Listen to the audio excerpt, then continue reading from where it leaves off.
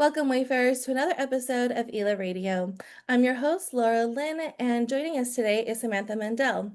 Hi, I'm excited to be here. Thanks for inviting me. I'm Samantha Mandel. I'm the producer and creator of a podcast called Skirts Up alongside my other half and best friend, Melissa Matthews. We created it as a hobby and it's turned into a female empowerment movement. And we're really proud to have created that. And we love that we've met you along the way. Yeah, it was so incredible to be on your show. It was so much fun. You really have a knack to bring joy out of people. Like, how do you conceptualize that? Is it just what's natural to you, or is it something that you've learned? That actually takes some words away from me because I don't know. It's just very nice to hear that. So it must be natural because I don't know. Yeah, we're not trying. I don't try. It just happens. So thank you for saying that. Yeah, of course. So it actually shows up here. Like I said that before I looked at your chart, and now that I'm looking at it, I'm like, oh, it makes so much sense. You Oh, have Leo in the second house, and the second house is the way that you interact with the outer world, the physical world. And so like you are just this like glowing like ball of energy that really makes people like stop in their tracks and feel like the warmth coming off of you. It's not like mm, this like heat, like a like a fire. standoffish. Yeah, not like standoffish kind of thing, like more of like a warmth kind of. Yeah, But good. what I wanted to ask you first was what part of yourself do you most relate to? Okay, you gave me the options, and honestly, the first thing that came to it's mind. I really don't. If someone's talking to me and asks me, like I'm answering with my mind. Yeah, I think that like so we could get into this. Like, do you think that that's like a personal thing, or do you think that we've been raised and conditioned to focus on our mind? Like the way that we've been kind of programmed, like going to school, like it's always about the mind. Like, yeah, we have PE, but and like there are like beauty standards like for body, but I think that it's like always going back to the mind. So do you think it's social or personal? I could definitely see how it relates to schooling and just growing up. You're always following directions from other people and other organizations, whatever that may be. I do think that that has a part, but I also think that I personally, talking to me in the other side on our podcast, like, I'm very boxy. Like I like to have organization, expectations, and just things need to make sense to me. So I think that that naturally comes to speaking through my mind. Would you agree with that? Yeah, I think that it's also like the way that the placements are because you have like so many Capricorn placements. And Capricorn is the center of the mind. It's where reason takes Oh, place. that's so funny. Yeah, and so let's actually go through them. So the first one is Mars, and Mars is like that motivation. It's in your seventh house, so this is like a one-on-one. Oh, maybe it's like working one-on-one with somebody on a business, like you were saying earlier. Um, Yeah. so it could be that were you always like that, where you needed like a partner to do a project, or have you done things by yourself or in a group? No, I think I was always drawn towards groups. Growing up, I was very, very social, had lots of friends. Strangers wasn't really a thing, and I was very lively. I think into adulthood through, just some traumas and just becoming an adult, I've become more isolated and like to do things on my own. But if I'm going to do something out of my comfort zone and something that's new and different, I'm going to do it with somebody. Hmm. Yeah, I think that that Capricorn archetype is about like being independent, like creating like your own reputation, your own legacy, like your own like these Yes. kinds of I like things. to have ownership. Yes, yes, the ownership aspect for sure. And you also have Neptune here, so this is like that optimism. Whereas normally Capricorns are very pessimistic. So where do you see yourself on that spectrum? Oh, I am a recovering pessimist. Okay, okay, yeah. So talk more about that. Like like did you have to become aware that you were even pessimistic, or like how did you change?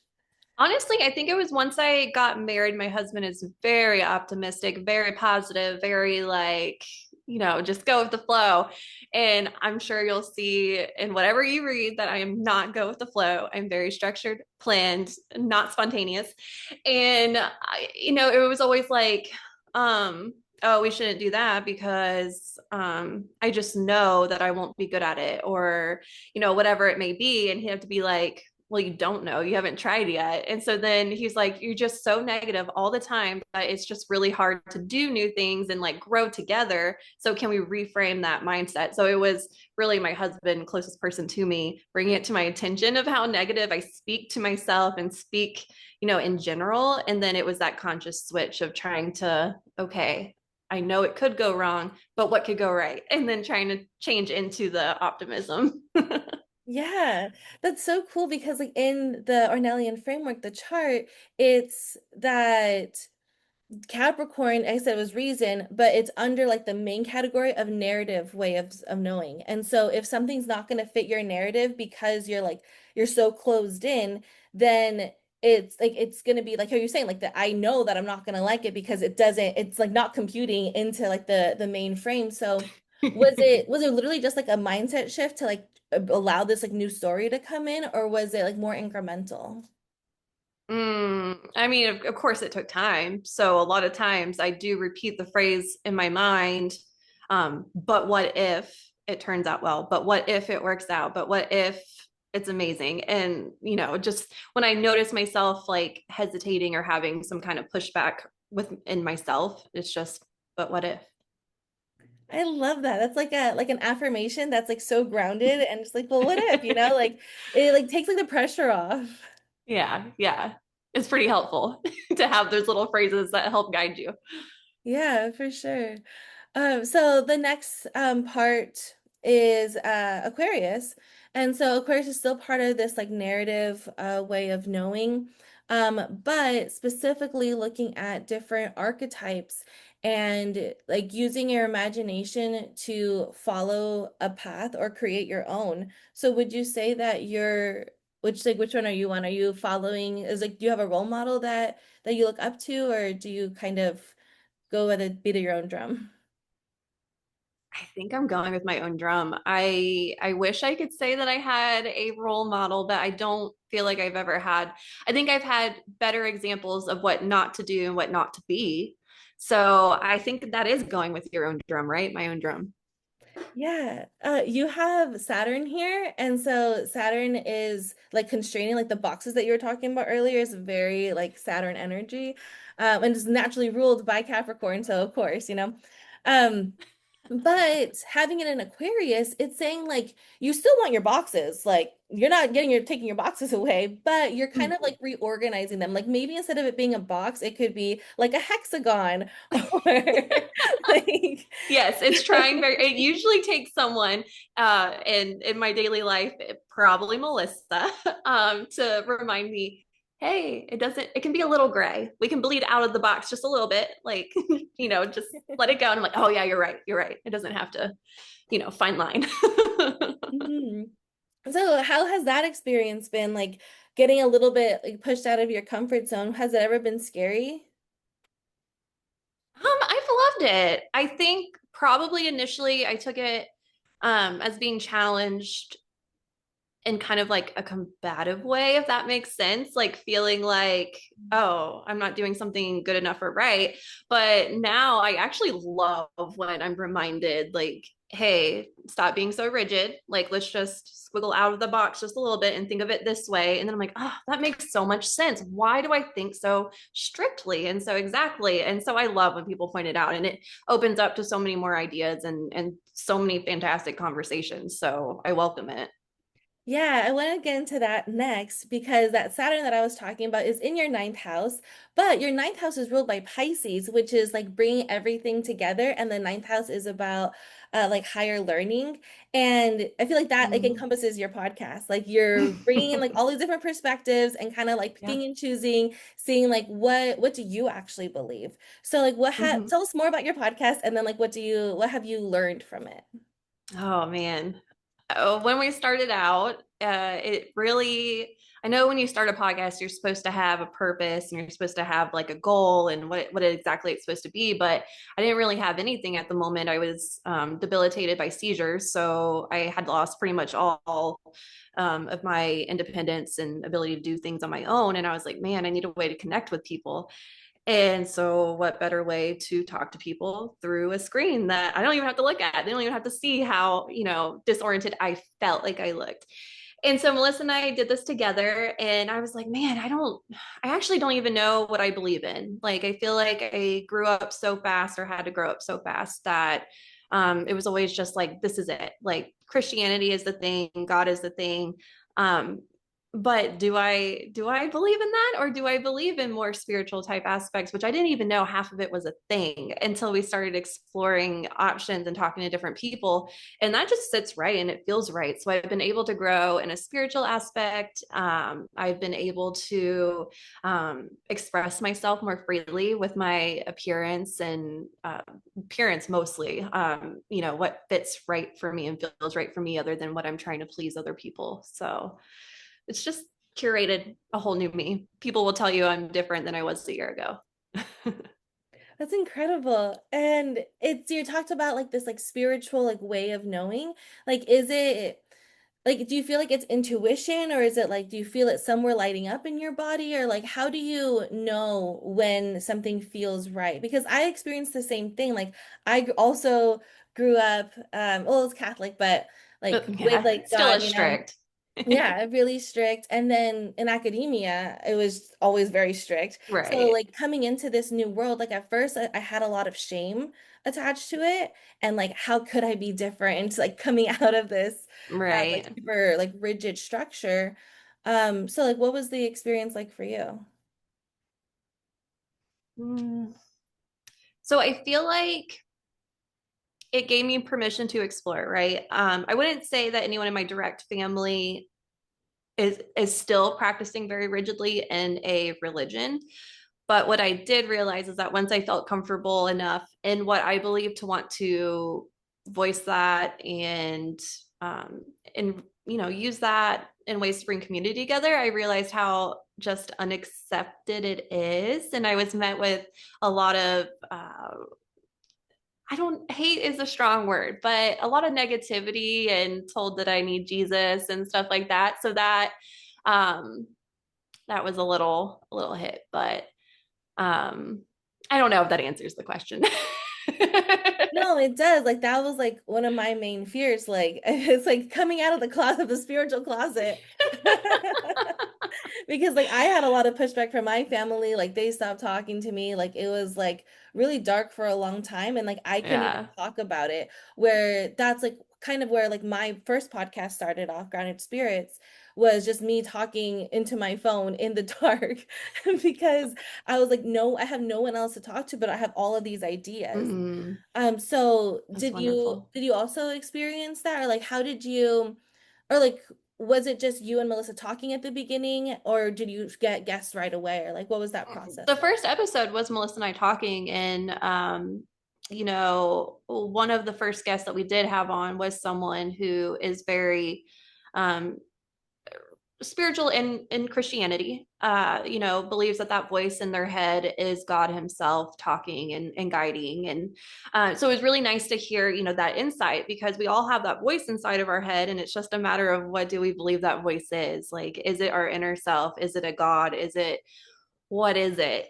And so it was really nice to hear that perspective. But then we started exploring, okay, neither of us go to church. Melissa she's left the Mormon church. I just chose to never do church. Again, don't really know what I believe in, and it always felt a little uncomfortable to me.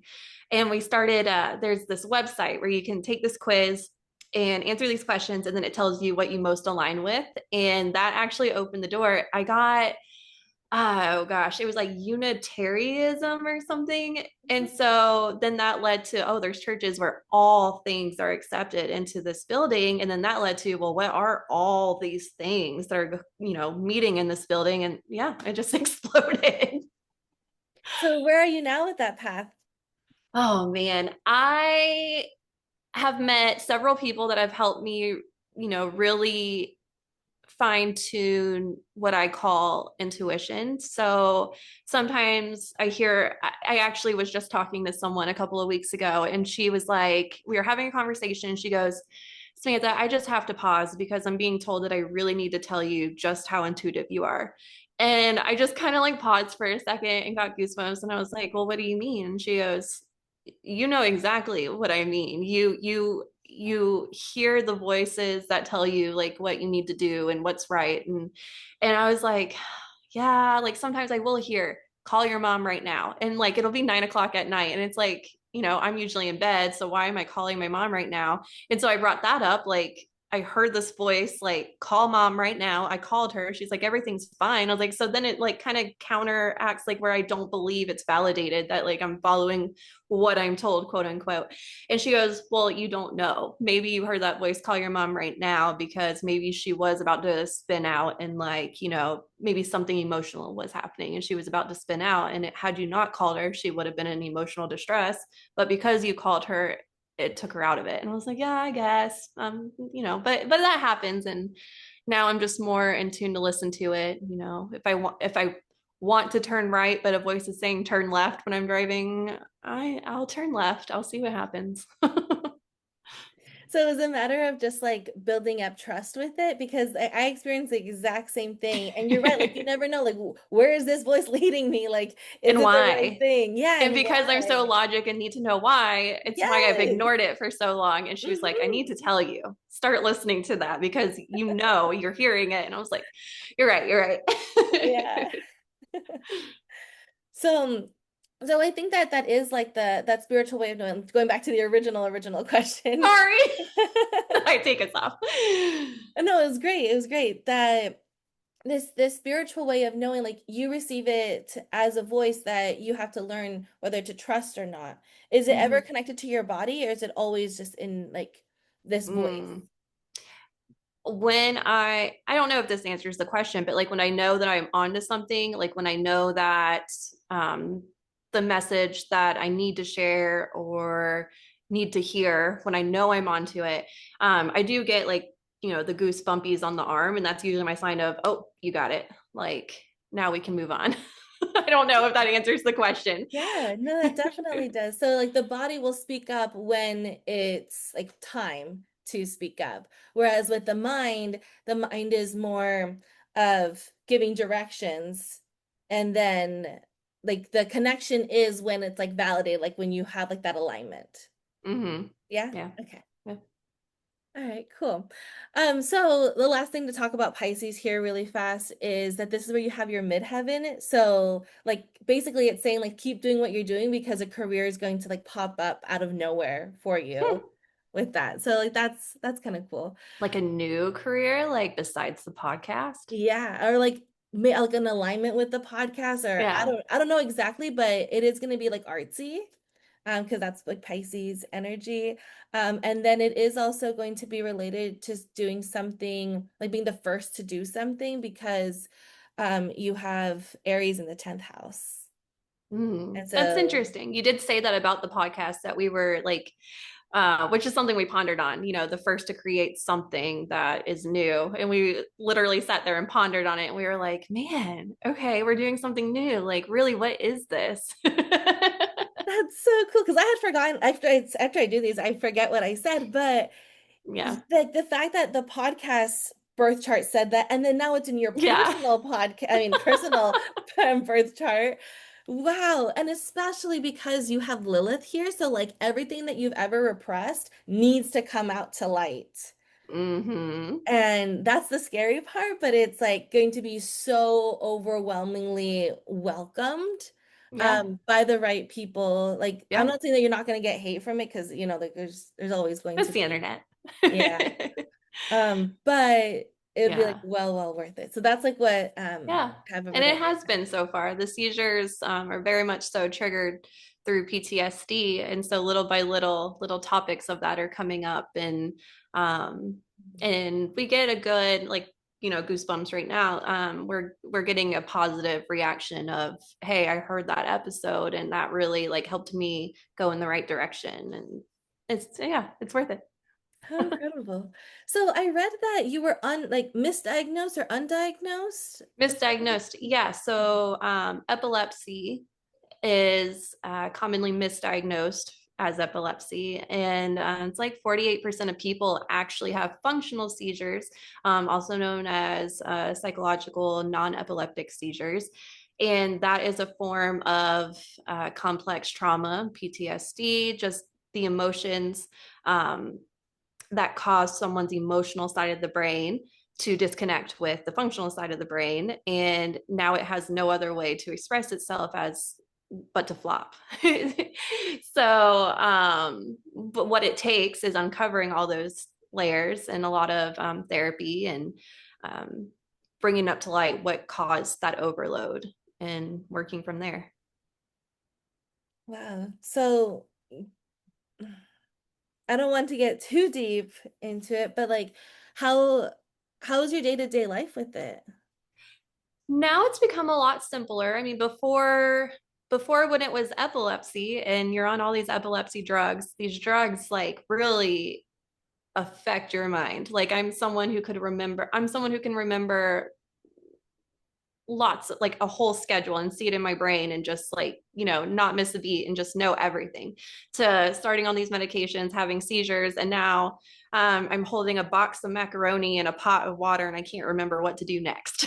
like so that was incredibly upsetting and challenging. But since getting off the medications and starting to peel back all the compounds of what led to that level, you really live with it for the rest of your life. But what you're able to do is feel and notice when triggers have been triggered and de-escalate. Because what's hard about it is that your emotional brain is not connected to your, physical brain, and that's just what happens when you get to this point. So you could feel fine, and someone will be like, well, what were you feeling, what happened, like you had to have been anxious going into the seizure, and it's like, no, I felt fine, I don't know what caused it.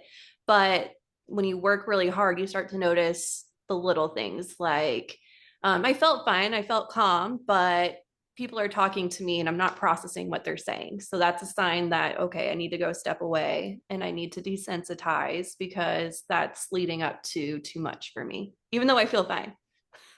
So is that just like learning your body and like learning what Yeah. your like what triggers your body? Is that the Yeah. Being more in tune to things okay. that you're feeling as opposed to emotional things that you're feeling. Because yeah, again, you're not connected. Mhm. So is that because, well, obviously not because, but like, do you think that it could be because it's you were too far into your mind and not enough in your body, and so like now it's like pulling you back to like find balance? um I think that it can happen to anyone. I don't really know if that answers the question. I think that anyone who dissociates themselves unknowingly, because I'm not sure what you've kind of gone into, but the subconscious mind keeps track of everything. The subconscious mind has receipts for everything. So your conscious mind doesn't remember everything that your subconscious mind remembers. So maybe you don't remember being like 5 years old, dropped in a bathtub, and feeling like you were going to drown. You felt like you didn't get pulled out of the water quick enough. Um, you don't remember that consciously, so it's not something that's ever brought up, but water makes you uncomfortable. So once you start digging into the why and start contacting your subconscious mind will be, well, you're afraid of water because there was this time when you were submerged in water and did not feel like you were going to come up, like you thought that that was the end, but you don't remember that. You're 5 years old. So once you kind of uncover that, and it's things like that just build up and you've dissociated from. You don't remember that because your mind said, well, that was really scary. Let me dissociate from that moment and from those feelings. Does that make sense? Perfect sense. Yeah.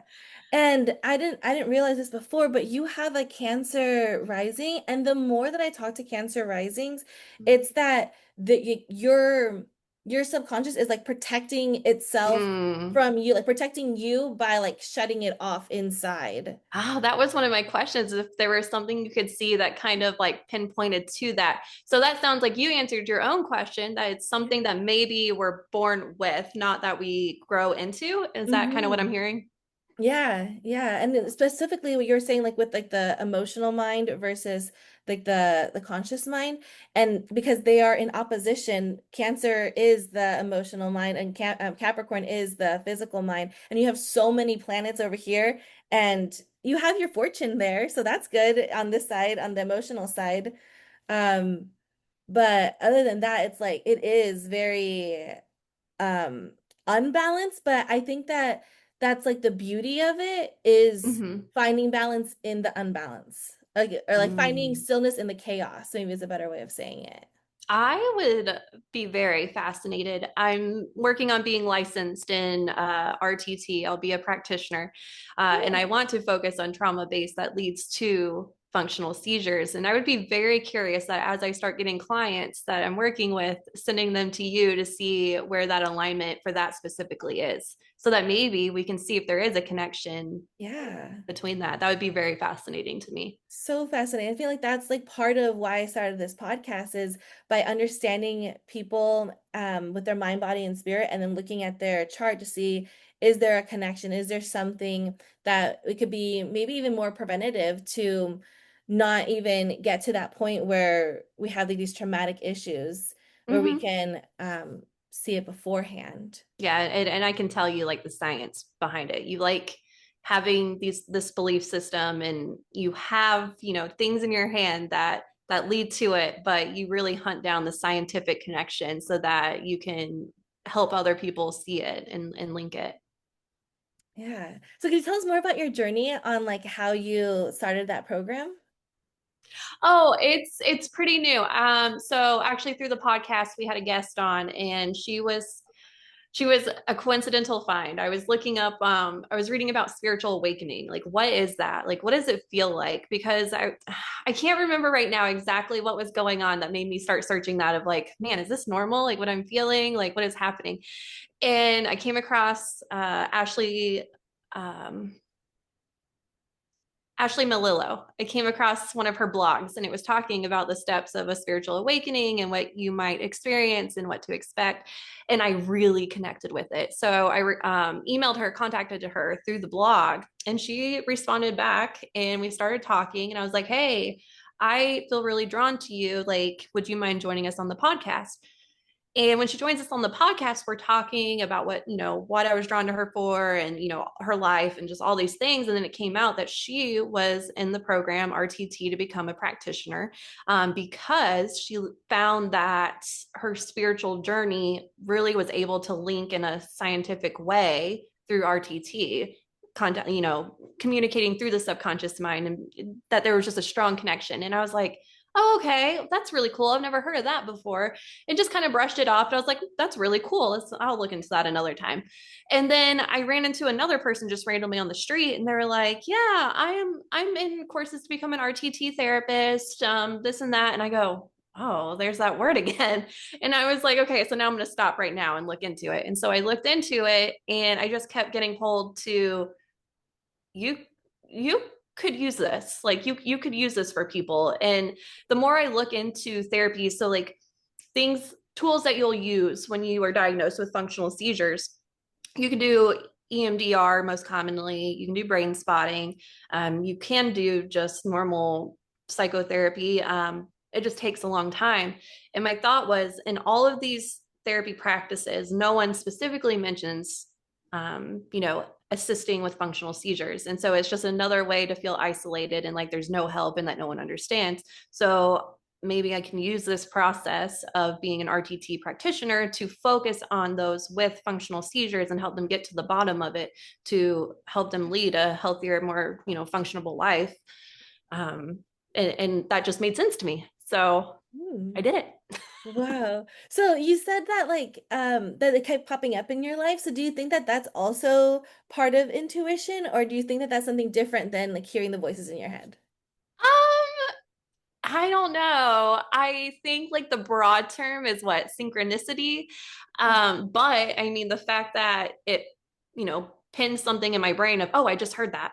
Oh, I just heard that. Like it's realizing that synchronicity and following it. So yeah, yeah. Oh, I love how you said that. So it's more of an Aquarius thing where you're like picking up on like the patterns that you're seeing. Those are the synchronicities that you're then becoming aware of in your mind. Oh, yeah, Okay. yeah. If something draws my attention once, I'm usually going to brush it off. But if it pops up again and again, not in a pretty short time frame, I'm going to follow it. I'm going to listen to it and dig into it a little bit more. Yeah, for sure. So I just looked up the spiritual significance of seizures, and the number one is energy overload. So it's Oh, that you're interesting. just like getting all of these different messages that your brain doesn't know what to do with all this. So it's just going to shut down. Whoa, I never even thought to look up like a spiritual meaning between, like, behind that, but that's really interesting. Yeah, because it's an overload and then you crash. Hmm. Huh. So maybe it's like that protection that I was talking about with cancer through cancer rising, that it's that you haven't built up like that thick layer. That's what the people say that cancers are always very sensitive, because they have to build up thick skin. But what I've really been toying with recently with cancer specifically is cancers are known just to like shut down, clam up, but or completely be open and free, and that's when you're sensitive. But like what if we could learn how to close up to be protected and then be able to open? Um, it's obviously harder to do than to just talk about it, but do Yeah. you have any thoughts, or have you experienced anything like that, like when to like shut off or come back on? Um, I think that goes back to the dissociating. Like, I feel like typically I will always be closed and not open and vulnerable. Mhm. And I think that through the seizures, it's opened it up a little bit. So I don't really know. I don't really know if that answers that or, gives you any insight to what that was like for me. Yeah, no, that made perfect sense. So what I'm hearing you say, so correct me if I'm wrong, is that maybe you were too close. So the seizures are kind of like cranking you open so that you Mhm. can learn how to open and close at your own free will. Because so Mm. that number one was energy Yeah. overload. Last one was an invitation to slow down, that sometimes it's indicating that the body just wants to relax and to pause. But yeah, that's what came up today. Something that you said reminded me, and it kind of goes hand in hand with, what you tell yourself. The things that you tell yourself are going to be the actions that follow. So one of the things is, that energy overload. Overstimulation is a really good sign, at least in my head, that I'm going to be overloaded and that could lead to a seizure. So for a while I would avoid things like concerts and going to a club, because that's a lot of lights, it's a lot of noise, it's a lot of people, and it's just a lot. But then what I realized is that by telling myself, oh, I can't go to a concert, there's going to be flashing lights, there's going to be a lot of sound and a lot of people, I'm going to have a seizure, like that just preempts, like you're telling yourself that that's going to happen. So it's really just kind of managing that energy and trying to be like, because you can control your energy. So it's trying to control it, honestly, so that you don't get overloaded. Yeah. So have you looked into any tips on like how to um combat overstimulation? Because I think even if people aren't having seizures, a lot of us are overstimulated, especially like Mm-hmm. with our phones, like control of it. So do you have any tips on how to not be overstimulated? What works for me is like, so like going to a mall is overstimulating for me. Like just little basic things that like people do. Going to a store, sometimes the lights in the store can be too bright, or going to the mall, it's really loud and lights can be bright. So I always have with me these very, very blacked out sunglasses, and I always have these little sound cancellating earbuds. So if I start to notice like, oh, I'm sweating. Why am I sweating? Or I'm starting to like, kind of shake a little bit, but I don't know why. Like I feel fine, but my body's shaking. Um, I will try to pinpoint, okay, what am I noticing right now? Lights or sound? And then I'll either pop in some earbuds so I can still hear what's directly around me, but it cancels out all the noise around me. Or I'll put on my sunglasses and like, yeah, I feel like a weirdo walking around the mall in sunglasses, but I mean, I can enjoy it. So, Yeah. Wow. Okay. So interesting because so now I'm looking at Taurus because Taurus is the sign of sensation. So as you're talking, I'm like, like thinking about Taurus, like maybe it's that so Taurus is the sign of like pleasure and sensation and feeling and touching and hearing and seeing and all these different things. no, how much, what all comes into what you work on and what you study. But what does this mean? Like everything that you're reading and looking into with the astrology, like it matches, what's going on. So does that mean like we're predestinedly born into this? Like how does it match up? Like, So I wouldn't say that it's predestiny, because this could show up in a bunch of different ways. Like it's in the 11th house, so it could also show like you having a bunch of different friends and being overstimulated by them. But it's saying that you need to find like ground, like you need to create space so that you're not overstimulated.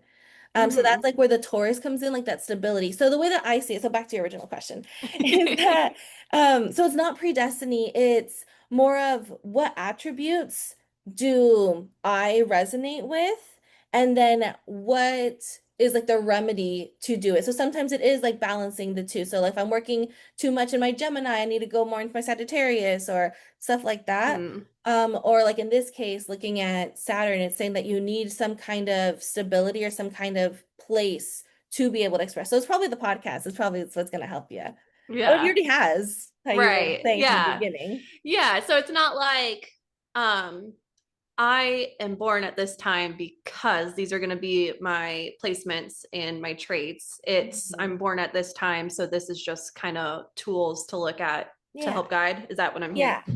Okay. Yeah, that's how I see it. But other people could see it differently. Some people could see it as predestination and can't can't walk, can't take a step without looking at their chart, you know? Yeah, yeah. So it kind of just depends. That's why I really like to focus on birth chart astrology, versus other people like to see like horoscope astrology or like what's to come in the Mm, future. And I can definitely do that too. But like I don't necessarily keep up with now we've moved into this part of the North Node or something. I think right now we're like in the Pisces Virgo. Like I know some of it, but I'm not on top of it at all times because I think that that takes away a little of the free will. Where mm, if you're saying like, oh, now it's this time, so now I have to do this, this, and this. And if you don't do it, you're just gonna shit on mm, yourself for not getting it done. Versus I just like go with the flow and like the other day, it was on Sunday, it was a full moon in Pisces. So I just happened to want to paint and Pisces and painting and like art, and that just goes hand in hand, but it wasn't because oh, it's a full moon in Pisces, so I have must paint now. Like it was just, yeah. oh, I kind of feel like painting now. Oh, it just happens to be the full moon in my Pisces. That makes sense. So So when you got the urge to paint, did that make you go and look at your astrology and be like, "Oh, it is the Pisces full moon," or like did you just put it I do it together? more of like a reflection. So every night I do like a little like reflection Okay. time period for myself. And so I'm like, oh, that did make sense. How cute. So just like Oh, a past thing, not necessarily in the moment, like, oh, I gotta yeah. look at my A chart. nightly check-in. Yeah. Okay. Yeah. So that's what I do. But that's why I really like it too, because it does it gives you like the tools. Um if you are having trouble. So like let's say I was having trouble with like my Pisces stuff and I could go to my chart and say, "Oh, what I could do is paint and that'll help me with this other thing." Then that's like Mm-hmm. another way of looking at Yeah. Yeah. it. Okay, so we were in the South Node with Gemini and looking at like the overstimulation and trying to find space for it.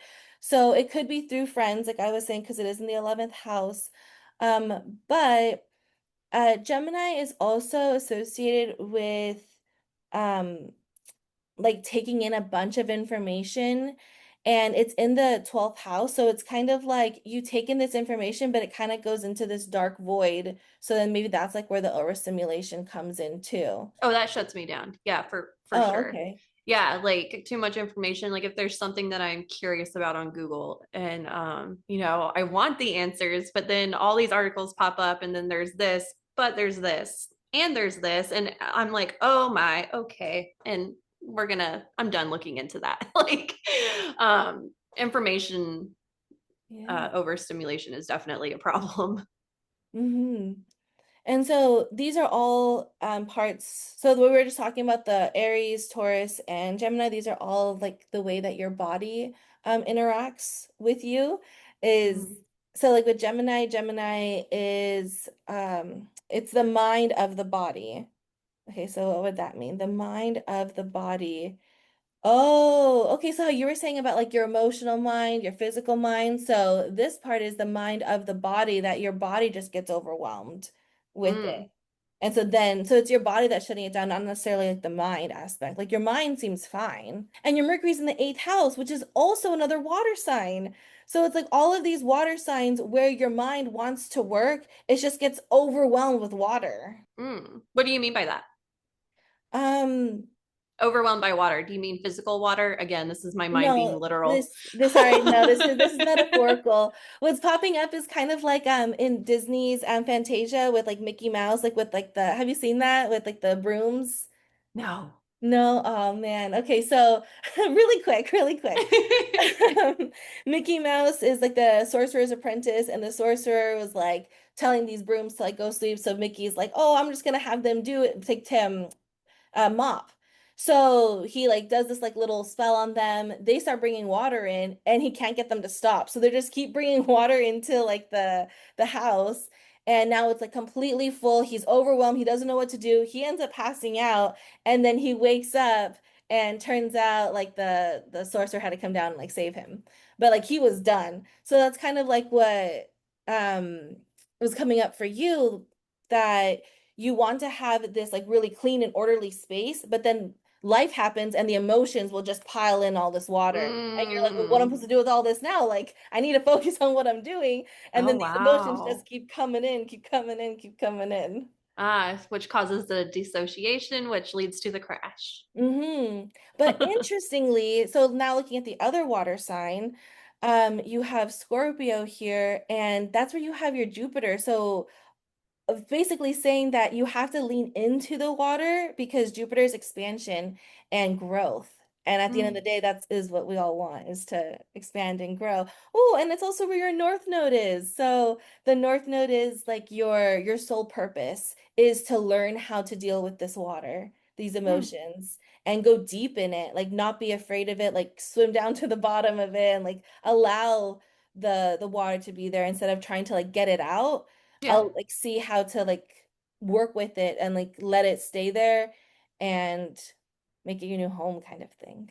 Yeah. I mean, in the, therapy world, that, is basically what you're doing. It's you can't just bury and bury your, these emotions. You have to deal with them for them to get better. So you're not getting rid of it, but you also can't hide it. So you're embracing and living with it, and learning how to live with it. So that really just kind of goes hand in hand. And then, using that to help others, embracing it and then helping others embrace it, I guess is kind of how it kind of all fits in my brain. Yeah, exactly. And so this is perfect timing to now wrap up. We only have a little bit of time left. But to ask you like for any last words, the polymath. So we didn't really get to go into all the different parts of it, but you did mention enough to still call you a polymath because of your podcast. So you're using your voice, What you're is that? expressing. A Oh, so polymath? polymath is somebody who enjoys different um how do I say it? Different academic I say it in academic subjects, but it could be like in different experiences as far as like jobs. So like two things that seem unlikely, but you bridge Mm-hmm. them together. Mm-hmm. And so I think you do that just naturally on the podcast, bringing all these different people in Yeah. um, and just being so interested in all these different parts of life. And then matched with the RTT, I feel like that's like more science-based and more rational. Mm-hmm. And so looking at like the science versus the artsy, investigating kind of space, bringing them together would make you a polymath. Yeah. No, that makes So perfect sense. A lot of times when I have a grand idea and I start trying to explain it to people, I'm like, I know that this makes no sense. Like, I know that my podcast and being a therapist like makes no sense, but it does. And then I have to bring them to the bridge of like, this is how it connects. I'm like, oh, that makes sense now that you explain it. Like, yeah. yeah. Yeah, so do you have any I wish we could get into like that whole the whole bridge of it that you just talked about, but since we only have a little bit of time, could you talk about or like any last words that you have as a polymath, like bridging things together, seeing yourself as a bridge, things like that. Um, I it's not anything that I ever spent a lot of time on, but I think that through the podcast and branching out, that it's funny to think back that like I was in ROTC in high school, and it one of the things that I remember thinking that I particularly appreciated about being an RTC was that it brought people from all different what do you call it, like cliques and just people that you never would have mingled with if you were just in normal high school classes. But this class brought everyone together and bridged all these different types of personalities and different types of people together. And I was like, man, that's really cool. Like I really, really, really love this person, and I wouldn't have met them if it wasn't for this class. And it's just not anything that I ever like realized until um the podcast, and a lot of what we do is we reach out to the community and try to bring the community together in different ways that help each other out. And by doing that, you're bringing people that seem like opposites, um, but you're bringing them together, and now they work together because there really is a connection between them, and just helping people realize that just because we're total opposites and it doesn't sound like it makes sense, it does make sense. And when we all come together, it just creates something better. So it has been something that I've learned that I enjoy, not just recently, not something that um and so it's funny that you say that, but Wow, that's so cool because I've always seen myself as like bringing together all the academic subjects because I just love all like school, all school subjects. But I like the way that you put it, where it's like it's actually bringing people together, like somebody Mhm. who is a STEM person and somebody who is an art person. Like by loving these subjects as much as they love these subjects, I can bring them together. And I love how you said like it was a class that brought people together at your high school. So Yeah. like creating like with our different podcasts, like having like our own little communities and bringing people together that way. And I think Hmm. that that is just what the world needs more of is coming together. And finding the similarities and how the differences really aid each other. So Yeah, yeah. yeah. And then that's like how we grow too, when you have these differences and we all come Hmm. out The even different better. perspectives. Yeah, yeah. Yeah. All right. Well, thank you so much for being here, Samantha. I had such a great time. Yeah, it was so nice. It is lovely talking to you again. And that's it. Thank you so much for tuning in to All the Ways of Knowing with us today. If today's conversation sparked something in you, and if you want to learn more about yourself, your astrology, and the ways of knowing, consider booking a session with me at thearnellian.com/book a session. And while you're there, you can go deep into the Arnellian framework to learn more about the 16 various ways of knowing at thearnellian.com/framework. And if you want to learn more about both me and our guest, our work, our worlds, and the threads behind this episode, everything is waiting for you in the show notes. Until next time, keep listening to your mind, soul, body, and spirit. Bye.